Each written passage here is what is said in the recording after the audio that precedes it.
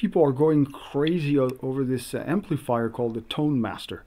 Yeah. I don't know really what's up with that, but it is your amplifier, the one that you Yes. bring to Fred Americana. Yeah. And am I mistaken if I say that you made one? Yeah. No, you're not mistaken. I did personally didn't do it. But you my commissioned buddy, someone. Yeah, my buddy John Kasha. He replicated it, and it's funny because at first he told me what he had to do. There was a couple of really important components in the amp that don't exist anymore. Mm-hmm. So he had to get those components replicated from a manufacturer to put into the amp to get manufactured. Now, at first I was like, oh, and he had to do this and he had to do that, and he's like, stop telling people because everybody's gonna know. Because I actually have fans in France that try to make a Tone Master, and they email me and they go, what kind of tubes is it? And I go, it's these kind of tubes. And what kind of speaker is it? And it's this kind of speaker. Okay, we hope it turns out. But what they don't know is, it's a special output transformer, and it is a special speaker because the speaker in the Tone Master is almost blown. It's becoming unglued the more I use it, and it's because it's 1,000 hours of play, of work that it's done. So the secret to the Tone Master is my hands. Well, it helps, but the evil robot is the replicate. It's the copy. It's the clone of the Tone Master. It's as close as you can get, because John actually he rebuilt it. The funny thing is I found an amp called the Lyric, made by Magnatone in the 50s, and I told David at Fred Americana about it. I go, dude, this is my Tone Master, except it just has Lyric on it instead of Tone Master. I looked on the back, it's the same knobs, it's the same 2 channels, the sweet switch, the vibrato, the remote speaker. It's the exact same amp, same speaker, same everything. He buys it, I don't know, $600 or something. It comes in, we set up the Tone Master, we set up the Lyric, and the Tone Master slays the Lyric. And the Tone Master is beat up, man. I've used it everywhere. I need to get a road case for it. The Lyric looks brand new, even though it's made in the late 50s. The whole point is that it doesn't even come close. So we knew it's the same manufacturer, it's the same era, late 50s, early 60s, but not even close. So John took the Tone Master apart and found the right speaker that sounded fatigued, because a new speaker sounds kind of bright and brittle. So, and it got really close. And we did an A/B on Fred Americana. I don't think it was a fair A/B because I just cranked everything up. So I thought it would sound the same. And the thing is the Evil Robot is a little louder, and it's also a little beefier sounding than the Tone Master.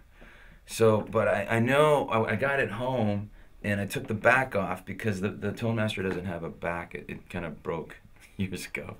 So it's just a big wide open gap with the speaker breathing. So I took the back off and I dialed the knobs. I just turned the Evil Robot down a little bit and it sounded exact. So I wish I would have done that when we did the A/B, because even, people were on there and they're liking the Tone Master more. Some even like the Evil Robot more. But I know if I had more time, because we go in there and we do everything really fast. If I would have had more time, I would have got it closer. Plus, we also put the same mic on both amps, but I had to turn the preamp on the console down a little bit, because like I said, the Evil Robot was louder and we didn't want it to be louder on the camera. So that was a factor as well. So the Evil Robot is on the market right now? Yeah, if you go to fredamericana.com, you can order one. Cool. Right now you can pre-order it because they're being manufactured right now. Yeah. So it's a few weeks, couple months before it's on the market, or? I don't know. They don't tell me anything. Damn. Right. They don't say much. One last question about the Tone Master. Okay. Have you tried another Tone Master to compare to yours? No. The friend who the Tone Master belonged to, he had a 212 version of it, and he sent it to another friend of mine who is also in LA, but I haven't had a chance to hear it. But see, the thing is, the lyric is the Tone Master, just with a different name. And so comparing those two things, it was like night and day. One was amazing and one was just okay. Mm-hmm. But I think that's the same thing. I have a 76 Marshall J&P 100-watt head, and I love it. And there's something really special about it. I knew that the day I bought it.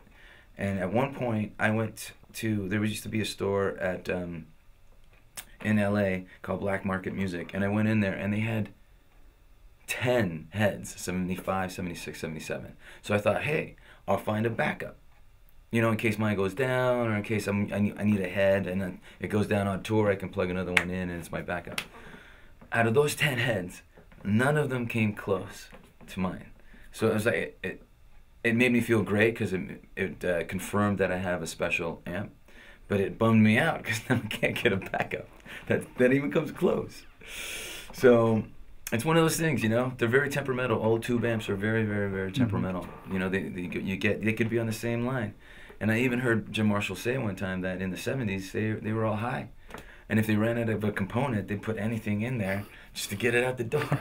So whoever put whatever in my amp was having a good day.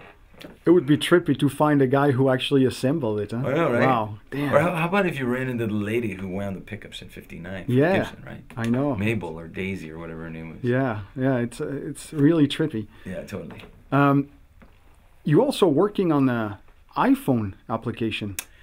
It's a weird time for that right now. We've been working on it for 1.5 years. It's called Mix Me In, but the name is changing, and it started off as an app for the iPhone and the iPad, but now it's graduated into an online music format. It's a new music media, and I wish I could call somebody and find out the new name of it. I don't know if it's confirmed yet, but it's yeah, we'll have to get back on that.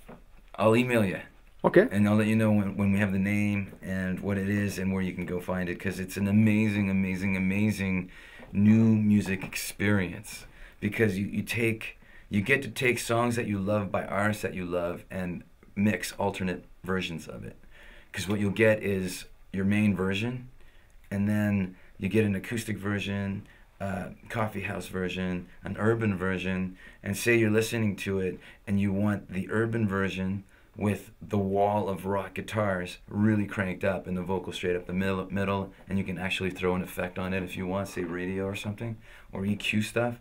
And then at that point you buy the song. It's your mix, nobody else has it. So it's very exciting. So we'll have to get back to you on that. Awesome. Can you tell us about some of your guitars? Oh, these are all the crappy ones. Yeah? No, actually, because I had a session last night, so they're all in cases. Wow. My Les Paul and my SG and my hollow bodies and stuff like that. Actually, this is a really cool guitar because it's a Tokai. It's a Tokai 58V clone, and it actually is a pretty amazing guitar. Tokai made these Gibson replicas and they got sued, so they had to stop making them. But the craftsmanship is amazing. The pickups, wiring, shit. So I had a friend of mine change out the pickups and the wiring, and now it's an amazing guitar. Yeah, it looks pretty cool. Then you have an Explorer.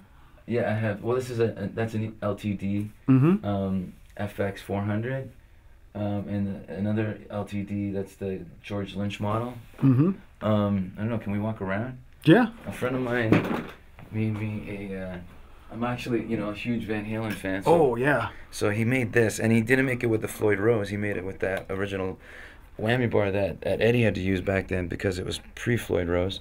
And I also have, he made me a Bumblebee, which has the Floyd Rose, but you can see that the stripes are too thick and the horns are too thin. So it's not exact. So yeah, you can tell. And then he made me a mini 5150 for when I need a mini guitar. And these are all the guitars that I use.